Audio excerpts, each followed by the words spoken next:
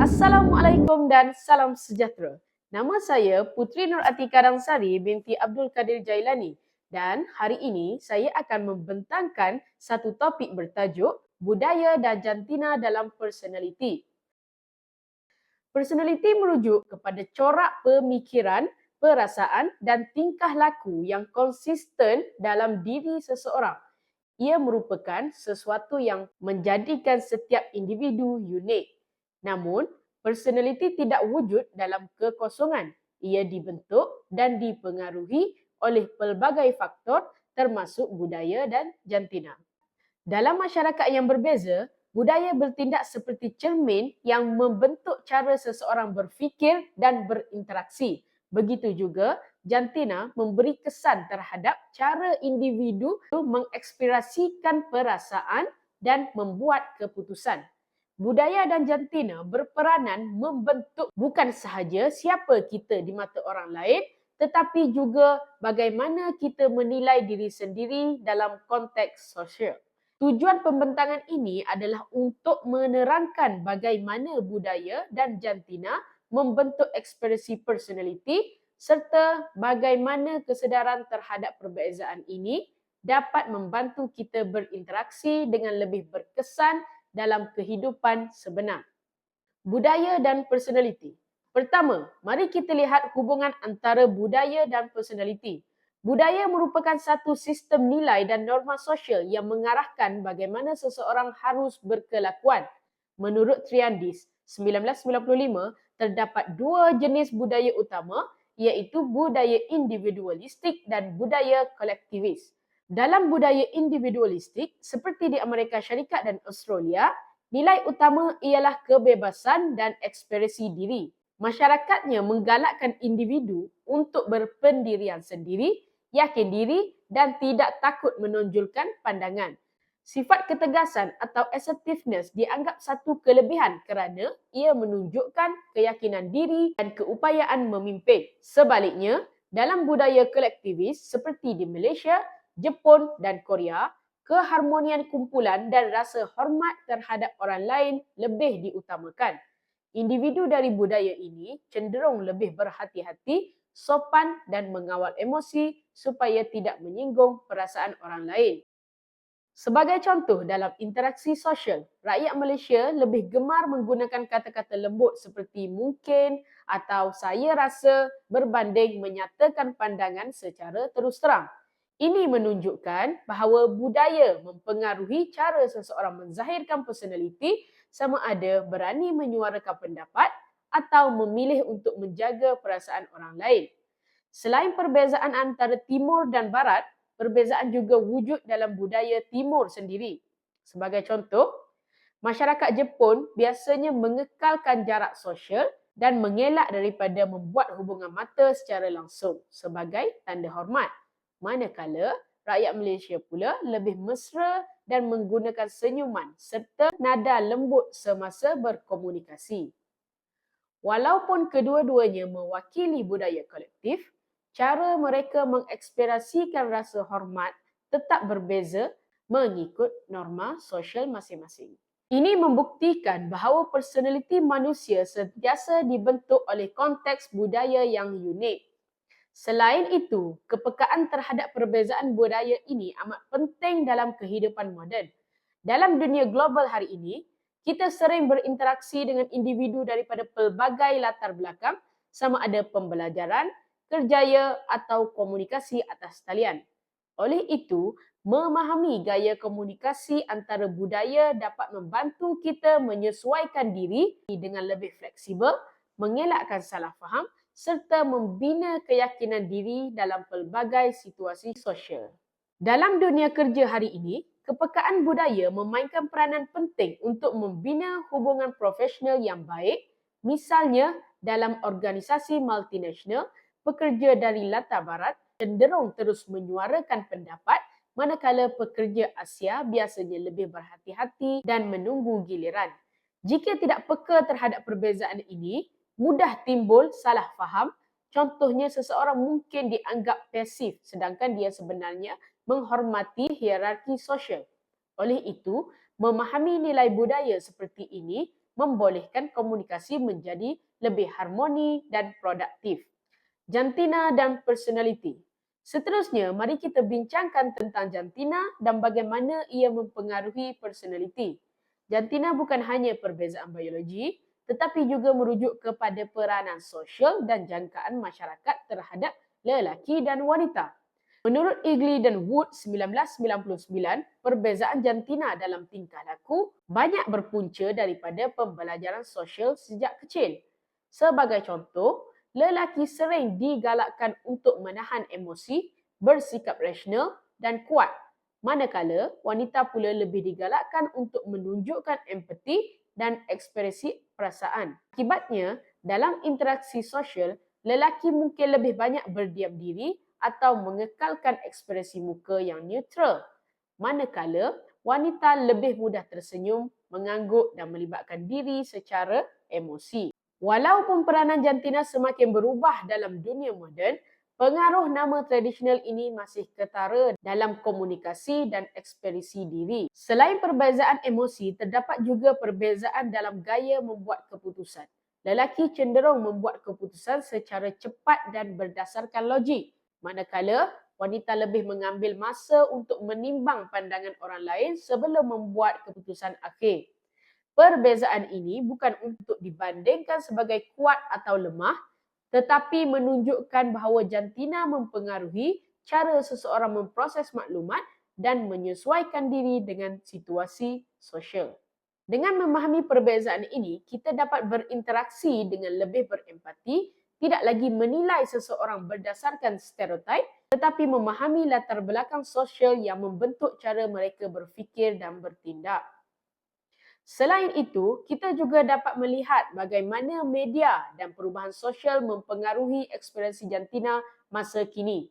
Misalnya, wanita semakin menonjol dalam bidang kepimpinan, politik dan perniagaan, manakala lelaki lebih aktif dalam peranan keibubapaan dan sokongan emosi keluarga. Perubahan ini menunjukkan bahawa konsep personality berdasarkan jantina semakin dinamik dan tidak terhad kepada peranan tradisional semata-mata. Petunjuk bukan lisan, non-verbal cues. Seterusnya, satu aspek yang sangat menarik dalam memahami budaya dan jantina ialah komunikasi bukan lisan. Menurut Hall 1976, komunikasi budaya boleh dibahagikan kepada dua jenis, high context dan low context. Budaya timur seperti Malaysia dan Jepun lebih high context, bermaksud mesej sering disampaikan secara tidak langsung melalui bahasa tubuh, nada suara dan ekspresi muka. Manakala budaya barat lebih low konteks di mana mesej disampaikan secara terus dan terbuka. Sebagai contoh, dalam budaya Asia, menundukkan kepala sedikit semasa bercakap dengan orang tua dianggap tanda hormat. Sebaliknya, di barat, mengekalkan hubungan mata eye contact semasa berbual dilihat sebagai tanda keyakinan dan kejujuran. Perbezaan makna ini menunjukkan bahawa petunjuk bukan lisan tidak boleh ditafsir secara universal. Sama juga dengan jantina, wanita lebih banyak menggunakan gerak tangan dan ekspresi muka, manakala lelaki cenderung kepada postur yang lebih terkawal. Pemahaman terhadap perbezaan ini sangat penting, terutamanya apabila kita bekerja atau belajar dalam persekitaran yang pelbagai budaya. Isyarat bukan lisan seperti intonasi suara, senyuman atau jarak fizikal juga memainkan peranan besar dalam menentukan mesej yang ingin disampaikan. Dalam dunia moden yang semakin banyak menggunakan komunikasi digital, kepekaan terhadap ekspresi wajah atau bahasa tubuh semakin penting untuk memastikan mesej disampaikan dengan jelas dan beretika. Aplikasi dalam kehidupan sebenar.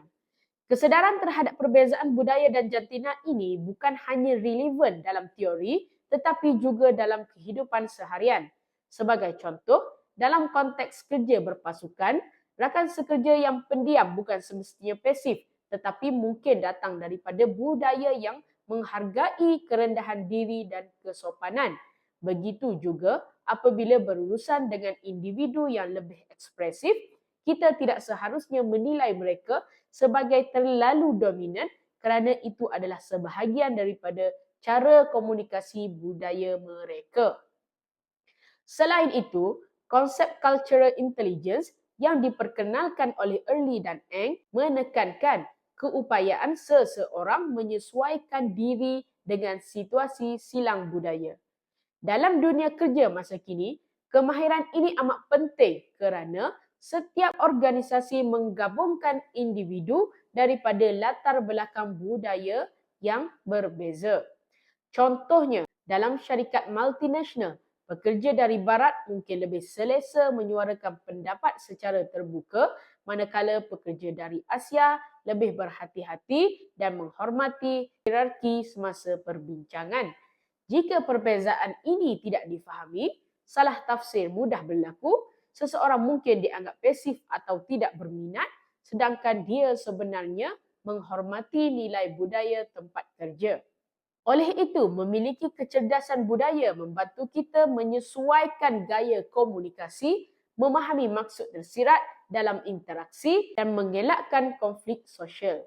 Selain budaya, kepekaan terhadap jantina juga memainkan peranan penting dalam membentuk hubungan yang positif di tempat kerja dan institusi pendidikan.